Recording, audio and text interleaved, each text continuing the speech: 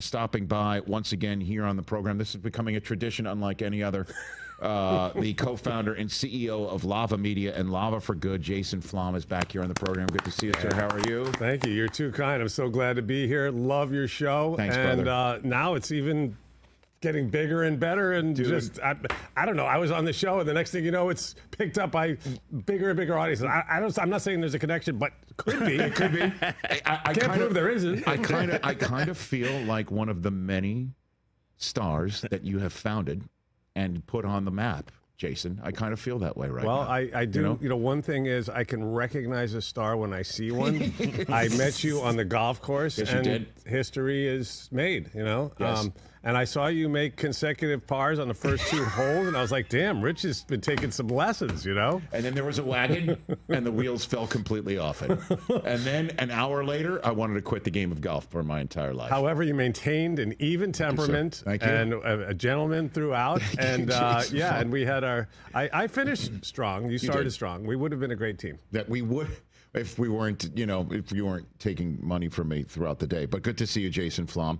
Always a great conversation whenever you're here, because we're talking about life. We talk about important matters. We talk about pop culture. So let's just jump right into it with what you're wearing right now. You're decked out like you're the fight doctor, Ferdy Pacheco right now. Yes, I've got my What do you got? I've got my gear on. You know, the Ali legend, you know, will live forever. And I'm so honored to represent him on the show, I guess you could say. Yes. My wife, of course, is his daughter, Kalia. Mm-hmm. And the great man, well, as we sit here, 2 days ago was the 9th anniversary of his passing. Yes. I was thrilled to see that yesterday, I think Lewiston, Maine, put up a giant statue of him. Mm-hmm. I think it's connected to the massacre that took place there. They want to, you know, show a symbol of courage and resilience, and there's no better symbol one could think of. So I don't know. There's something interesting about it being in Maine, but whatever. I just think it's, you know, the more people can, and it's great because his legacy lives on in so many ways and in so many facets of his legacy. And of course, there's a new show coming out on Amazon, which is going to be really exciting. And there's always new iterations because there's just so many sides to this incredible human being. And I'm just, like I said, I'm so humbled to be you know, a member of the family now. And so I wear his gear humbly and proudly. I mean, did you ever think you'd be a member of Muhammad Ali's family, Jason? I never thought I'd meet a member of his family. How about that? Okay. And when I was invited to do so, Yes. Which is now, you know, 2.5 or so short years ago, it was just a random, you know, winter night in New York, and I didn't have anything to do.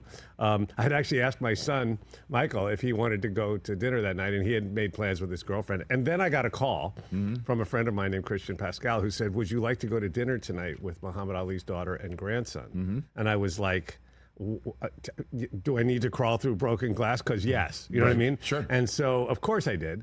Then I called my son back and I said, Mike, just so you know what you're missing out on, I'm going to dinner at El Molino tonight with Muhammad Ali's, regardless of where we're going. If we were going to Subway, he would have been in, you know? Right. So, nothing against Subway, by for the way. those who want to know, Maybe they're a sponsor. El Molino is a good. It's a good a spot. very good place to go. Yes.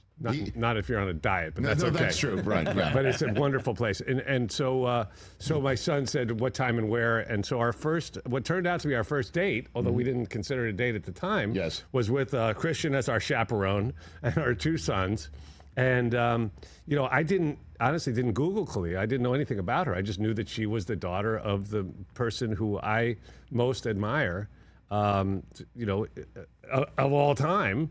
And so I never had a chance to meet him, but now I feel, you know, connected to him. And it's just, like I said, it's not something I take for granted in any way, at any time, in any minute of the day. Well, it makes sense that, you know, you would feel connected in that regard because, other than the obvious, I just remember when he passed, the number of people was like, oh, here's 15 photographs I've taken with him in the 4 times I was so lucky to meet with him, or I have this story, I have that story. It seems like he literally shook the hands of every single human being on planet Earth. It's incredible. I mean, I have to mention that my wonderful wife calls me Muhammad Ali, which I take. Muhammad Ali. That's the next shirt I got to get. But anyway, Jason Muhammad Ali. I like it. I've been called J Flo, President O'Flama. I have all sorts of nicknames, but none of them measure up to this. Yes. But you're absolutely right, Rich. It's incredible. It seems like a large percentage of the people that you meet have a story of having shook his hand or shaken while they were shaking his hand. Somebody was telling us that the other day, that they literally had met everybody. When they met him, they couldn't, speak or. Right. And he just seemed to have been everywhere all the time. But, what I know we have other things to talk about, but one of the things, that I think, and I'm glad you mentioned his memorial because I get the chills thinking about it. His memorial was held in Louisville, Kentucky, where he was born. And over 1,100,000, they estimate people attended his memorial. It's a city that only held about 500,000 people at that time. It's incredible. It's like the reverence, the appropriate reverence that people had for him. And I think he's such an important figure because, greatest boxer of all time, that's one thing, right?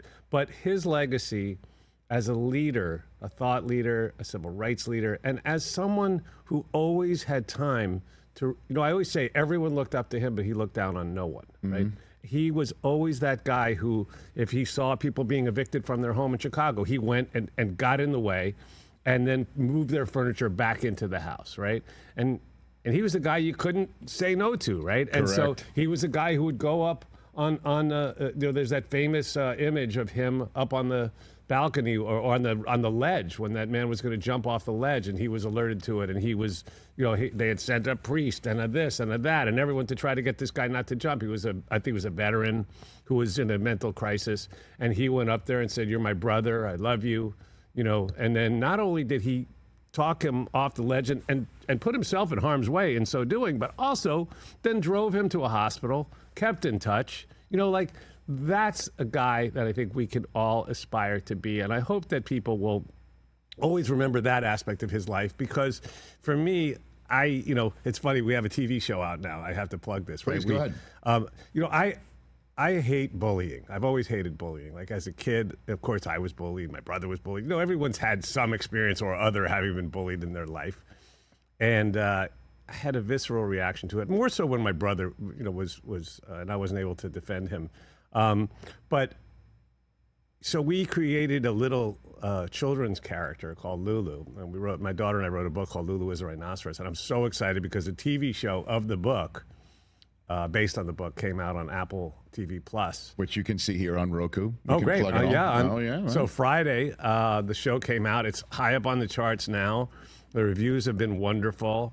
We're so excited, Allison and I, that the reaction has been not only one of people, talking, saying good things about the show itself, but also from parents whose kids are finding a little hero that they need because they feel that certain kind of way where they've been left out, put down, bullied, because the way they look, the way they feel, the way they are, we wanted to create a little hero for somebody, for that little Jason who, one day I literally left school, if you can imagine, right? Mm-hmm. My wife thinks this is a hilarious story. I don't know. I didn't think it was that funny. But when I was in like 5th grade, I was bullied. I think my favorite jeans had gotten too short for me, right? Mm-hmm. And so the kids were all laughing and my ankles were sticking out or whatever. And I just had it, so I left. I just there was an exit in the basement. There was a door. I just snuck out the door and off I went. And the school is on like high alert, like where'd this kid go? They ended up putting a sign on the door that said "No exit for students." It's like the Flom sign. So, I you can imagine it caused a little bit of an uproar. Sure. But so I wanted to create a show for that kid who could think about, we have a song called "Start the Day Again" in the show, which is such a wonderful, sort of affirmation for kids who are in that state where they can realize that there's always a chance to start again and you don't have to give up and you shouldn't give up. And, Lulu there's a sports connection too, Rich. And I always want to bring it back to sports because so many of your audience loves sports. I love sports. You love sports. Yes. And I love those sports stories too about the Mookie Bettses of the world. Right, we're here in LA. Right. Mm-hmm. Like I didn't know until recently that Mookie, when he was a little kid, he was 5. He wanted to play baseball. Nobody would take him. He was too small. So his mom started a team. Didn't tell him. Just started. Did you know this? I did not. Did you know this about Mookie Betts, Chris? Yeah, No. she started a team, and she didn't tell him, and he was on that team. And, him, I love those figures, the Muggsy Bogueses, right? Where it's like, you can't play. Kid, get out of here. Sure. You're too freaking small. You're too this. I was too slow. That's why I ended up playing guitar and growing my hair. But, I wanted to play team sports. And had I known, had I had a little hero to encourage me, maybe I would have just worked harder and found a way to run faster, whatever. But anyway, so the show is Lulu is Rhinoceros. It's on Apple TV Plus now.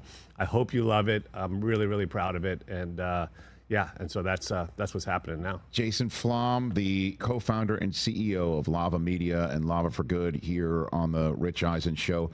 Let's get into the more serious stuff, even than bullying, believe it or not. Which is, again, your podcasts and the cause that you put out in front of you as you also entertain us with the people that you put in our ear gate and the music you put out there as well. Bone Valley Podcast Season 2, hosted by Pulitzer Prize winner Gilbert King. And you take a look at the system of incarceration in this country, right? And you also have another podcast about wrongfully convicted individuals. That's something that you put out there, and I'd love to give you the floor on it for a few minutes, Jason. Go for it. Yeah, I have found that podcasting is an incredible platform for getting into people's hearts and minds. Mm-hmm. You know this. Long-form stories and storytelling. You're the king of the mic. You know how it works. Like when people are listening, and if they're watching, more power to them. But if they're listening, oftentimes they're not multitasking, right? Because they're doing something mindless like driving or, taking a walk or traveling or something like that. Yeah, they're sitting on an airplane. So, I started the Wrongful Conviction podcast in 2016 because I wanted to share the stories of these incredible human beings who have been through hell for no fault of their own, right? They were accused, tried, and convicted of a crime they had nothing to do with and sentenced to life or death in these horrible prisons that we have in this country, right? And our prisons are really some medieval type of places, most of them. And the ones who have made it out, come out carrying buckets of water for the people they left behind. And so I wanted to share those stories of these incredible human beings whose spirits are undaunted, who are relentlessly optimistic and kind. And they were in prison for 20, 30, 40 years. And many of them still are, right? We share the stories of people who still are. And that leads us into Bone Valley. So Wrongful Conviction is the podcast. That's the one that's sort of the anchor of our whole network, right? Mm-hmm. And we're now up to, 70 million downloads or something like that. And it's helped to free around 30 people, according to, wow. Of course, it always takes a team. It takes a village, right? It's not like our podcast opens the gates. But when you shine a light on these cases that are otherwise unknown, then oftentimes things start to move. And Bone Valley is a perfect example of that because Bone Valley Season 1 told the story of a guy named Leo Schofield, and it was hosted by Gilbert King. Many people know Gilbert King. He won the Pulitzer Prize for his book, Devil in the Grove.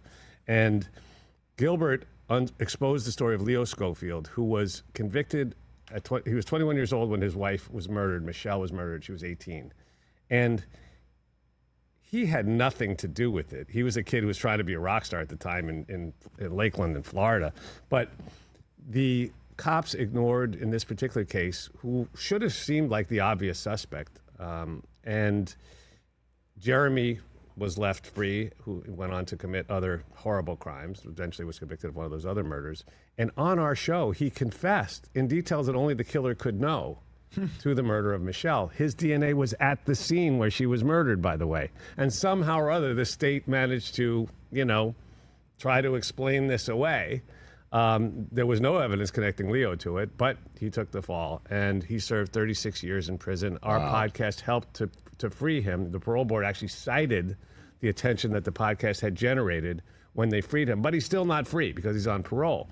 Jeremy, meanwhile, is in prison for this other murder, confessing. And on season 2, what I think is really exciting is that Jeremy's son, who has never spoken to his father, he was born after his father went to prison, and has never visited him and never spoken to him, heard his voice for the first time on Bone Valley season 1 and decided he wanted to connect with his dad, but only if his dad would come clean about all the horrible things he's done. And it's a really interesting dynamic because his son, who's a very, who's by all accounts a good guy, he talks about how he owes his life to Leo's wrongful conviction, because if the authorities had arrested his dad, who was the actual culprit at the time that it seemed like they could have and probably should have, he never would have been born, because his dad wouldn't have been free to be with his mom and create him. So it's a very... Damn, Jason. Yeah, it's deep, right? It's kind Wow. of deep. Yeah. And there's a moment in season 2, Rich, where his son...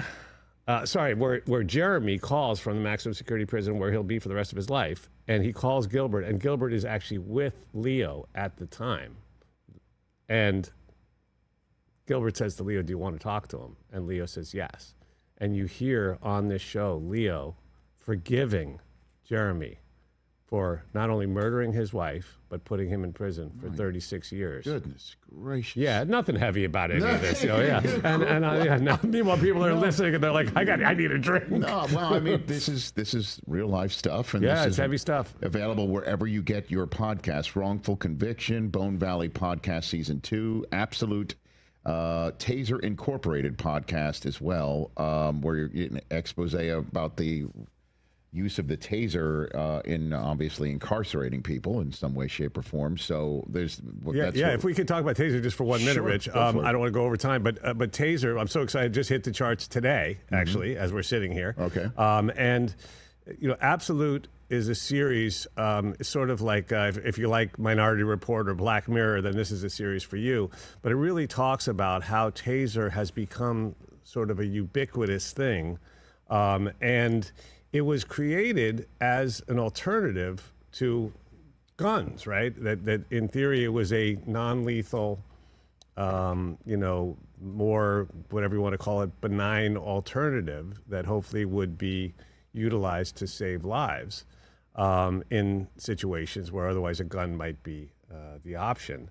What has happened is that while it has literally exploded in usage and call it popularity, whatever, and it's become this, like I said, ubiquitous product, and even the subject of punchlines sometimes and other, memes or whatever. But what we learned in Absolute is that there's nothing funny about it, right? It is something that has contributed to people's, not just grievous injuries, but many, many people being killed by tasers. And, what's happened is that they were marketed as this non-lethal alternative, and the people that are tasked with using them, I think, believed, because they were told, that they could use this thing in a way that would be safe. But one of the central figures in our story is a cop named Matt Masters, who was, a hard-charging guy, all-American type of guy, and his son, who I think was 17 at the time, got tased. And because he was tased, he went into a coma. And then he was told to get out of the car. He hadn't actually done anything wrong. But, that's a separate story. But his son, who was a star athlete and, was on his way to probably becoming, having a really, interesting and exciting life, was incapacitated. And ultimately, when he then didn't respond to the orders he was given, because he was completely incapacitated, because he was sitting in the driver's seat, parked, and had been tased, and was now, in a state that unfortunately he never fully recovered from. He almost died. Then he was pulled from the car and dropped on his head. The officer, and this is not an indictment of police or anything else. This is just an expose. Again, if you like Minority Report, if you like Black Mirror, this is for you, because what's now happened is the tasers, which is owned by a company called Axon, whose stock is at an all-time high. Tasers have become this wildly, successful product, I guess you could say, in spite of the fact that they have been used in ways that I think were faithful to what they were told that people that as they were marketed to be used for, but have had devastating consequences on families like the Masters family. And now, of course, it has led, and I'll finish with this, it has led to this company expanding into surveillance that is now, while most of us will never get tased, and I'm sure most of the listeners are never going to be tased, and I hope no one ever gets tased again. But what we are all going to be impacted by is the fact that we're there now. This has expanded into AI and this drone stuff, and we're all going to be, we're all going to be subjected to the surveillance that I think most of your audience probably is opposed to. I know I am. I don't want to I don't want to live in a state where we're constantly under. Right. The government looking at everything we do with drones and AI and facial recognition and all this other stuff. So that's a long way of saying this show is a really interesting investigative piece, and I think it's compelling because its storytelling is great. It's a guy named Nick Berardini, whose original piece was called Killing Them Safely. That was his original investigative journalism piece that this is based on. So Absolute is the show, Absolute Taser Incorporated. Check it out. I hope you'll get something out of it, and I hope we can all get to a place where we can live in a safer and freer society. Wherever you get your podcasts. Before I let you go, just apropos of absolutely none of what we've just talked about, the person you're most proud of discovering that we would know about, that we've listened to or have enjoyed, that you out of everybody in your vast career, again, getting yourself to being the co-founder and CEO of Lava Media, Lava for Good. Wow. What would that be, Jason? Wow, that's a hard one. I mean, it would be you, but unfortunately, I can't take credit for that. No. We met deep into my career. Yeah, somebody that you found out, you listened to, they gave you a tape, or they said you got to listen to this, or you discovered it, you walked into a club, anything like that. It's funny. I think Matchbox 20 has a special place in my heart. I think their music has really had a great impact commercially, but also, they may not be critical darlings, but I think there's something really beautiful about those songs. And I think they're going to endure for a long, long time. And if I'm allowed a second one, I think Tori Amos is one that I'm really proud. Many people in your audience are too young to remember, maybe, but she is going back to Little Earthquakes and that whole, I think she just really, she has such a powerful influence on so many people and so many other artists who I love now. So Tori and Matchbox 20, with all respect to all the other ones I discovered. Of course. If you're listening. Absolute Podcast, Bone Valley Podcast, Wrongful Conviction Podcast, and obviously all the music you're putting out there. Lulu is a Rhinoceros, available on Apple TV Plus right now. Ladies and gentlemen, President O'Flama, Maflamed Ali. I'll call you the Flaminator. There we go. Okay. I'll take it. Jason Flom right here on The Rich Eisen Show. Rich, you're the man. Thank you. Right back at you. Catch The Rich Eisen Show live weekdays from 12 to 3 p.m. Eastern on Roku Sports Channel in the U.S.